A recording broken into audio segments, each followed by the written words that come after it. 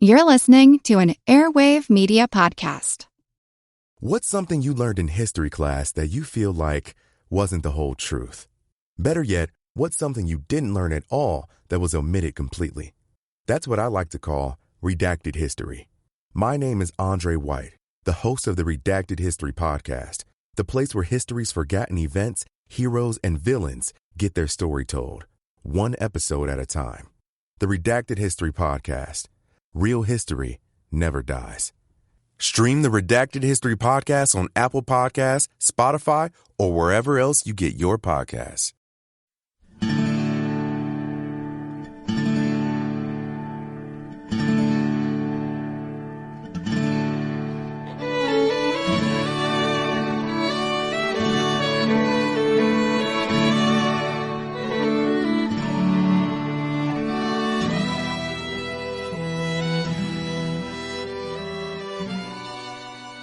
Hey everyone, welcome to episode number 232 of our Civil War podcast. My name is Rich. And I'm Tracy. Hello y'all. Thanks for tuning into the podcast. We finished up the last show with the Federals' appalling ransacking of Fredericksburg, and we shared how this outrage, combined with the severe bombardment of the town and the sight of terrified civilians fleeing the shelling, only reinforced Confederate stereotypes of Yankee wickedness.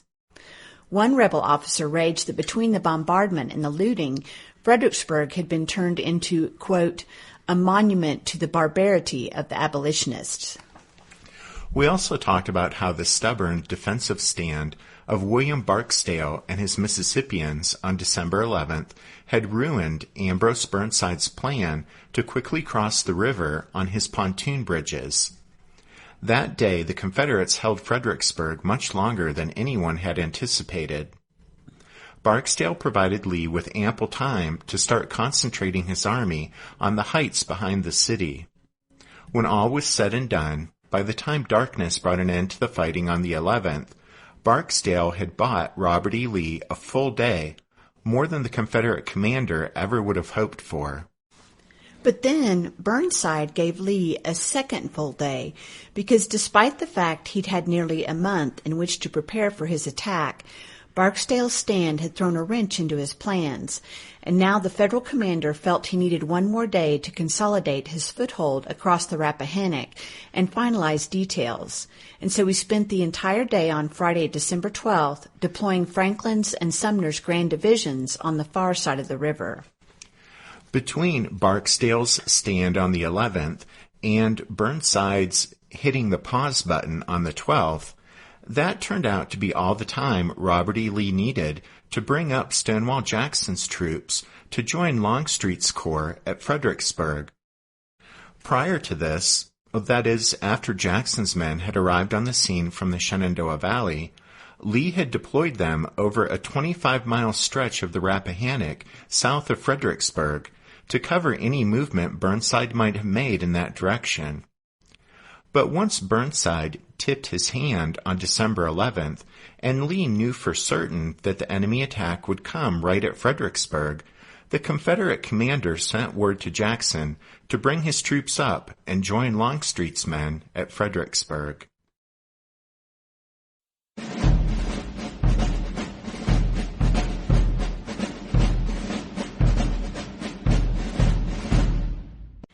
If you happen to have picked up the Civil War Atlas that we refer to most often, Echoes of Glory, Illustrated Atlas of the Civil War by Time Life, then you can turn to the map on page 88 and see how each army was deployed after the two Federal grand divisions had crossed the river and after Stonewall Jackson's corps arrived at Fredericksburg to join Longstreet. You can see quite clearly how the Yankees, even though they'd finally secured a foothold on the far side of the Rappahannock, are hemmed in by the Confederate defensive line. On December 12th, Bull Sumner's Right Grand Division consolidated its position in Fredericksburg, while William Franklin's Left Grand Division did the same on the floodplain below the town. The two Federal corps that made up Franklin's wing of the Army had crossed over the bridges at the lower crossing site just downstream from Fredericksburg. Once across the Rappahannock, Baldy Smith's 6th Corps and John Reynolds' 1st Corps had deployed on the flat, open bottomland between the river and the Confederate defensive line. And FYI, but Reynolds and his men had been here at Fredericksburg before, in the spring of 1862, during the Federals' first occupation of the town, and Reynolds had favorably impressed the local population as a fair and kind-hearted provost. So much so that when he was captured down outside Richmond during the 7 days battles that summer, Fredericksburg residents had petitioned for Reynolds' release. Late on the afternoon of the 12th, Ambrose Burnside crossed over the river on one of the pontoon bridges at Fredericksburg and spent some time with Bull Sumner, examining the Confederate position on the heights beyond Fredericksburg. Then the Federal commander rode down to see William Franklin. It was getting dark by that time, so Burnside made only a brief inspection of the Left Grand Division's dispositions with Franklin, and then the two men returned to Franklin's headquarters to confer with Baldy Smith and John Reynolds. Franklin and his lieutenants urged Burnside to launch his main attack on their front. Franklin wasn't certain exactly how strong the Confederate line to his front actually was, since Robert E. Lee kept his troops in this sector concealed in the woods, but Franklin reasoned that it would certainly be easier to attack here than try to assault the rebels' fortified position up behind Fredericksburg on Marye's Heights. After making the case for the big Federal push to occur on his front, Franklin said that he wanted the attack to start before dawn the next morning so his men could cross the open floodplain under cover of darkness. And he would need substantial reinforcements from Hooker's Center Grand Division to cross the river and support Franklin's, effort against the Confederate right. At the meeting itself, Burnside apparently refused to commit himself to Franklin's plan, but when he left, everyone was under the impression that he had promised to send written orders later that evening, which would presumably approve their scheme to attack Lee's right early the next morning, and would give detailed instructions for the assault. At least that was the impression Burnside seems to have left with Franklin, Baldy Smith, and John Reynolds. And so, as the Army commander rode off into the darkness, the three generals settled down to share dinner and await the anticipated orders. But after leaving the meeting, Burnside lost precious time when he may have possibly got lost returning to his headquarters, or he may have wasted the time in trying to find Bull Sumner up in Fredericksburg to consult with him again. But Burnside wasn't able to find him since he was unaware that Sumner had went back to his own HQ across the river. Well, whatever the reason, by the time Burnside returned to his own headquarters around midnight, he had lost several critical hours that he could have used formulating his orders. As a result, he had to spend the early morning hours of Saturday, December 13th, preparing the written orders that his subordinates had expected to receive the night before.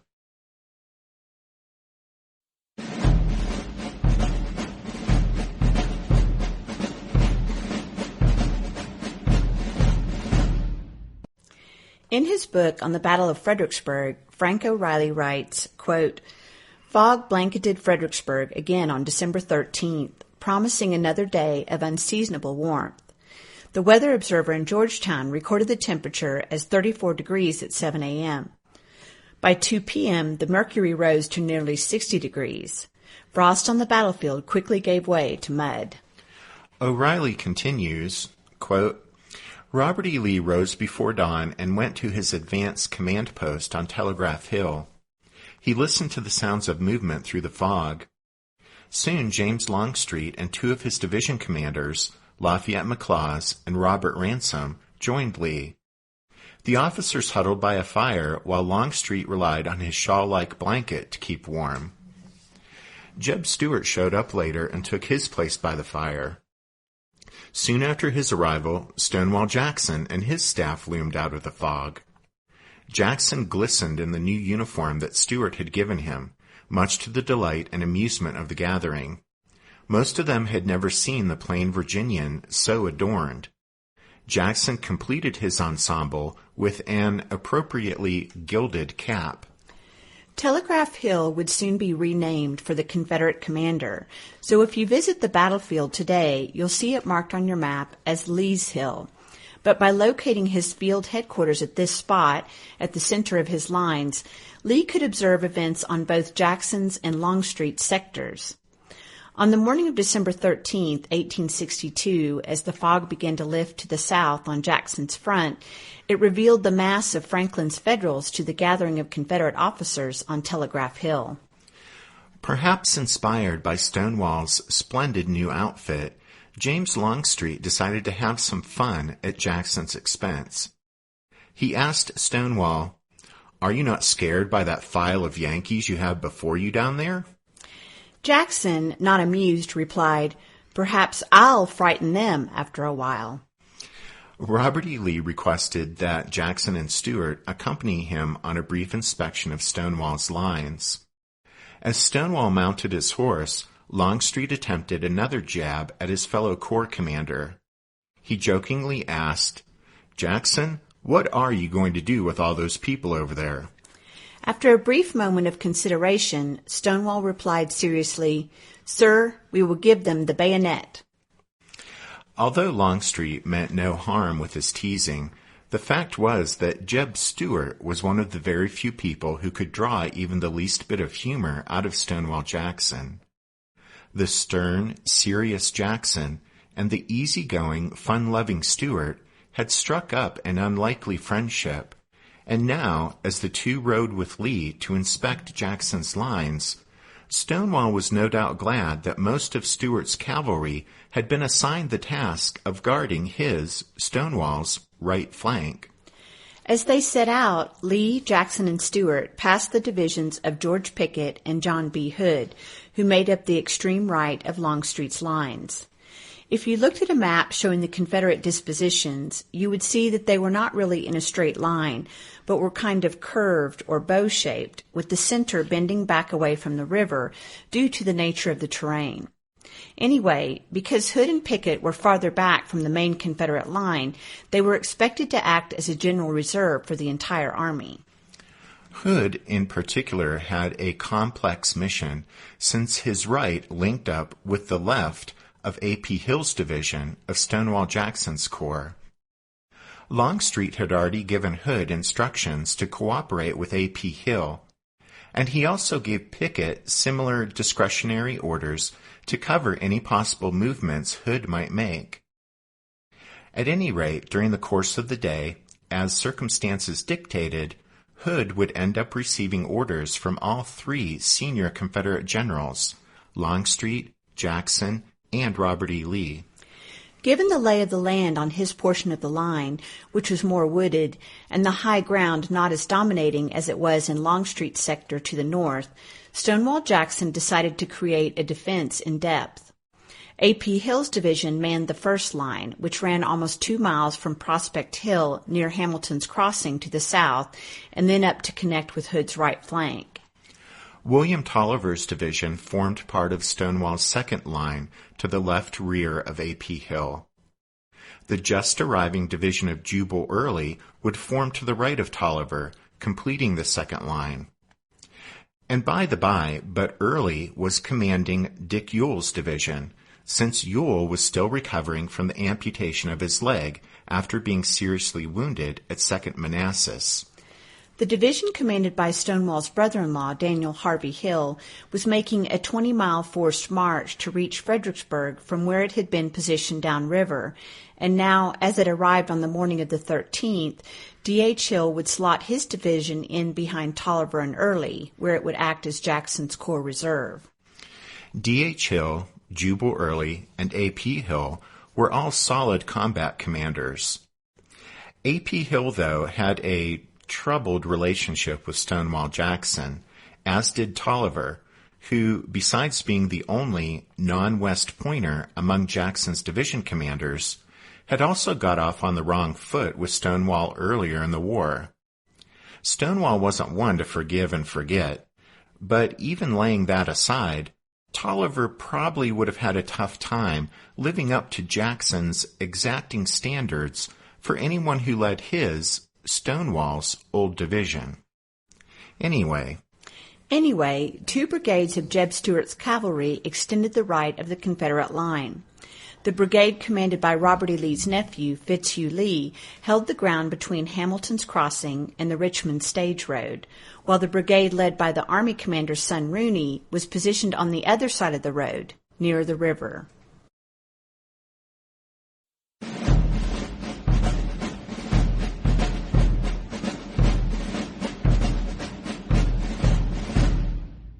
Did archaeologists discover Noah's Ark? Is the rapture coming as soon as the Euphrates River dries up? Does the Bible condemn abortion? Don't you wish you had a trustworthy academic resource to help make sense of all of this? Well, I'm Dan Beecher, and he's award-winning Bible scholar and TikTok sensation Dr. Dan McClellan, and we want to invite you to the Data Over Dogma podcast, where our mission is to increase public access to the academic study of the Bible and religion, and also to combat the spread of misinformation about the same. But, in a fun way. Every week we tackle fascinating topics. We go back to source materials in their original languages. And we interview top scholars in the field. So whether you're a devout believer, or you're just interested in a clear-eyed, deeply informed look at one of the most influential books of all time, we think you're going to love the Data Over Dogma podcast. Wherever you subscribe to awesome shows.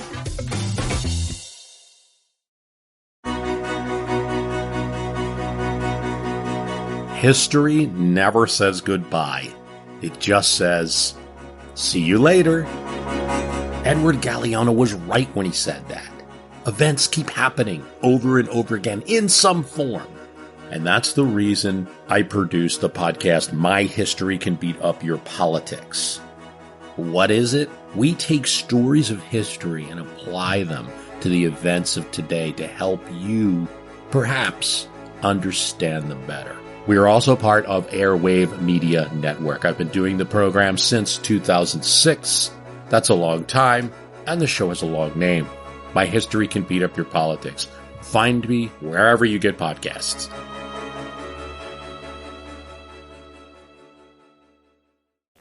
As Lee, Jackson, and Stuart left Hood's position, they came to the troops in Stonewall's sector of the line. At the front, the 6 brigades of A.P. Hill's division were arrayed in 2 lines.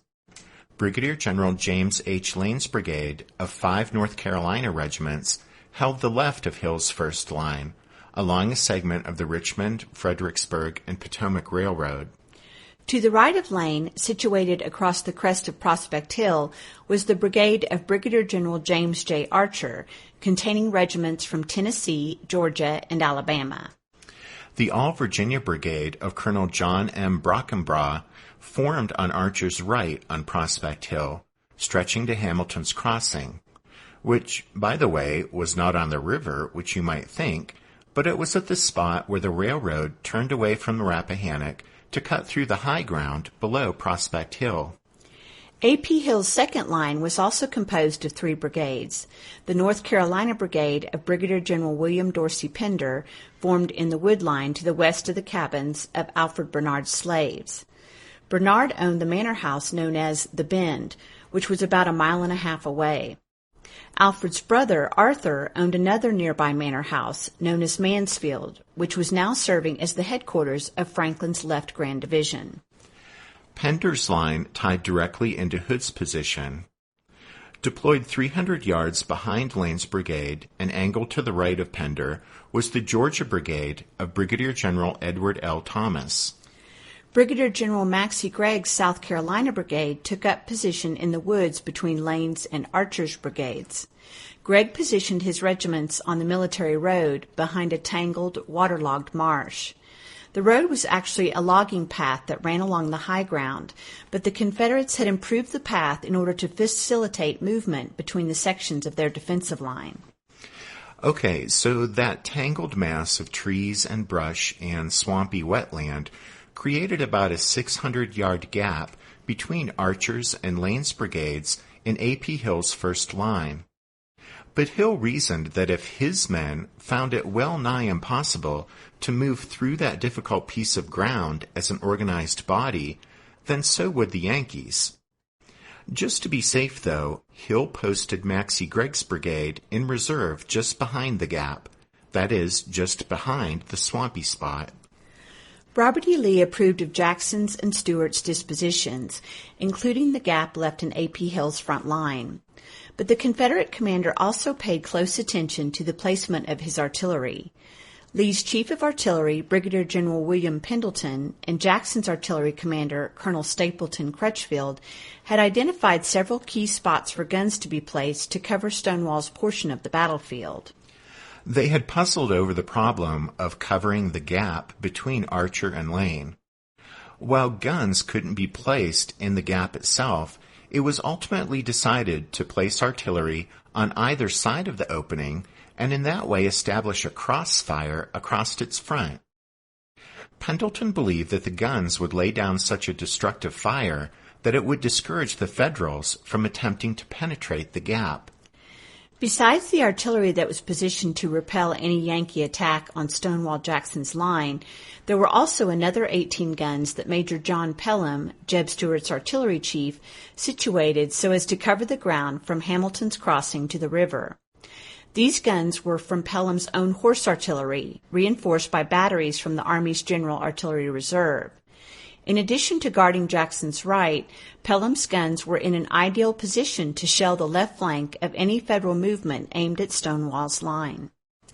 With Longstreet's troops holding fortified positions on the high ground behind Fredericksburg, and with Stonewall Jackson's line below the town anchored on Prospect Hill, the Confederates, though outnumbered by the Yankee host across the way, were nevertheless supremely confident. Lee had been given the time he needed to concentrate his army and prepare his defenses. As the rebel commander finished his inspection of the southern portion of his lines and rode back to his field headquarters at Telegraph Hill, it isn't hard to imagine the confidence he felt that morning. Confidence in himself, in his army, and the position it occupied. Ambrose Burnside would have to be on the top of his game in order to best Robert E. Lee here at this place on this day.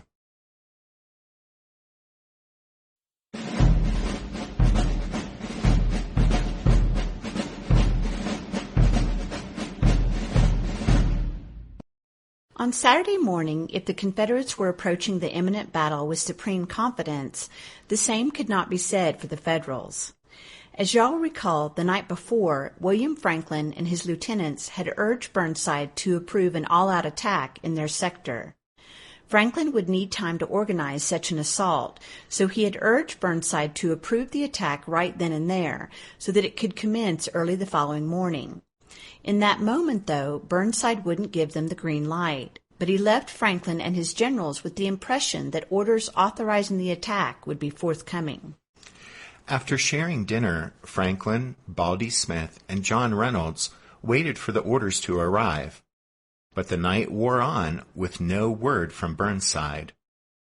Franklin never forgave Burnside for keeping the three of them, quote, sitting up the whole night like fools, end quote.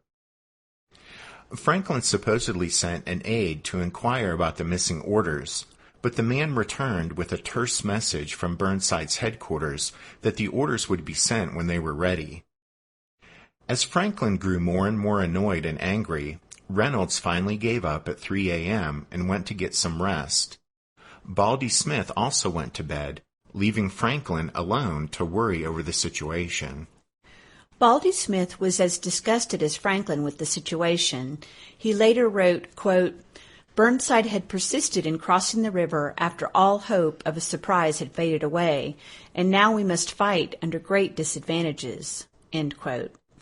Smith still believed an all-out assault by the Left Grand Division, supported by elements of Hooker's command, could be successful, but he wondered, quote, would Burnside adopt our plan, and if so, why this delay, which was costing us so much valuable time? We had all known Burnside socially, long and intimately, but in his new position of grave responsibility, he was to us entirely unknown. In his book, The Fredericksburg Campaign, Winter War on the Rappahannock, Frank O'Reilly writes, John Reynolds was startled to awake in the fullness of morning on December 13th. Surprised that Franklin had not called him, he quickly dressed and returned to headquarters, accompanied by General George G. Meade. Smith also reemerged, and Franklin astounded them with news that the orders had not yet come. All of their plans for a swift strike before dawn had vanished. Sunrise came at 7:10, and the orders were nowhere to be had. Debate raged over what they should do.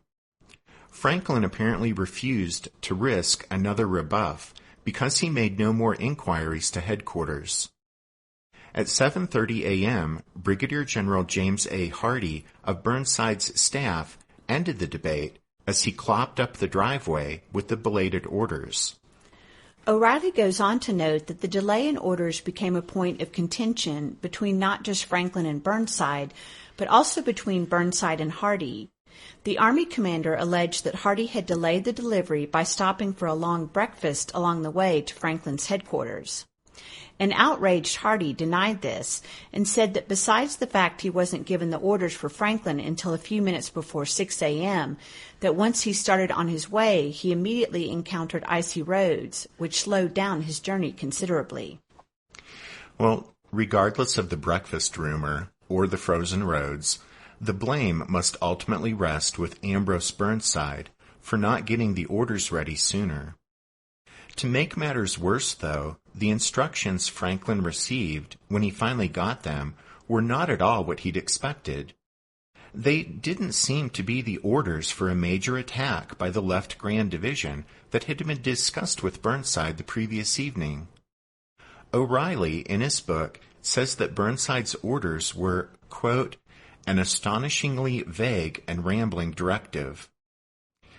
And George Rabel, in his book on the battle, notes that, quote, the document Hardee delivered to Franklin was a model of imprecision. Even after reading and rereading Burnside's orders, Franklin was unsure whether he was supposed to stand ready to make a major assault against the Confederates' extreme right flank, or whether he was only supposed to make an immediate demonstration against Prospect Hill with as little as one division. George Rabel writes, quote, what exactly had Burnside ordered Franklin to do? Unfortunately, later self-serving testimony by Franklin, Burnside, and other generals, along with the vaguely worded orders themselves, hardly cleared up this question. Confusion about the local road system on various maps makes sorting out the truth even more difficult. Months later, when Burnside was called before the Joint Committee on the Conduct of the War to explain what had happened at Fredericksburg, he indicated that he expected Franklin to make a major assault against the enemy to his front, while Sumner's Grand Division would sortie from Fredericksburg and assail Longstreet's position so that he couldn't send reinforcements down to Stonewall at the other end of the Confederate line. Most modern scholarship agrees that it was Burnside's intention that Franklin would make the main Union effort against the southern portion of the Confederate line, while Bull Sumner held Longstreet in place so he wouldn't be able to send aid to Stonewall. Whatever the merits of this strategy, the fact is that not one word of it was communicated to the Federal Grand Division commanders as they went into battle. They learned of it only when Burnside explained his thinking to the Congressional Committee. And with that, having set the stage for Franklin's assault on the southern portion of the battlefield, we're going to start to wrap up this episode. And we'll get to the start of the fighting here, and yes, the gallant Pelham, with the next episode. And besides Pelham's story, we'll also talk about how George Meade's division of Pennsylvania Reserves unintentionally exploited that gap in A.P. Hill's line. And on the Confederate side, Maxcy Gregg will pay for the Union breakthrough with his life. Anyway, lots of really interesting stuff to look forward to.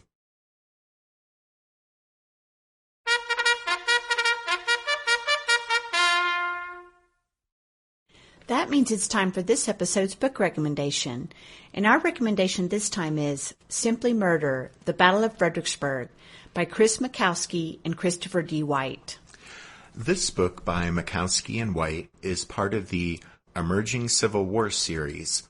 which has been around for a while now, but is still going strong and continuing to add great new titles. If you're unfamiliar with this series, it offers, according to the back jacket of this book, compelling and easy-to-read overviews of the Civil War's most important battles and issues. And one nice thing we like about these books is that in each chapter there's a guide to help you walk around that section of the battlefield if you're actually visiting in person, touring the battlefield. So that's Simply Murder, The Battle of Fredericksburg by Chris Makowski and Christopher D. White, which is part of the Emerging Civil War series. Don't forget you can find all of our book recommendations at the podcast website, which is www.civilwarpodcast.org. We want to be sure to thank the newest members of the Strawfoot Brigade, James and Kevin. And then Kevin also gave a very generous donation, so he gets a double thank you. And another donation this past week came in from Ted G. And we appreciate donations since those pretty much go straight into the book fund. So thanks, guys. And then we want to ask, if you listen to the podcast through iTunes, please consider taking a moment to give the show a 5-star rating or even take a minute to give us a good review, because that helps other people discover the podcast. Yep, because that helps other people discover the podcast. Okay, well, thanks to all of you for listening to this episode of The Civil War, 1861 to 1865, a history podcast. Tracy and I do hope you join us again next time when we'll continue with the story of the Battle of Fredericksburg. But until then, take care. Thanks, everyone. Bye.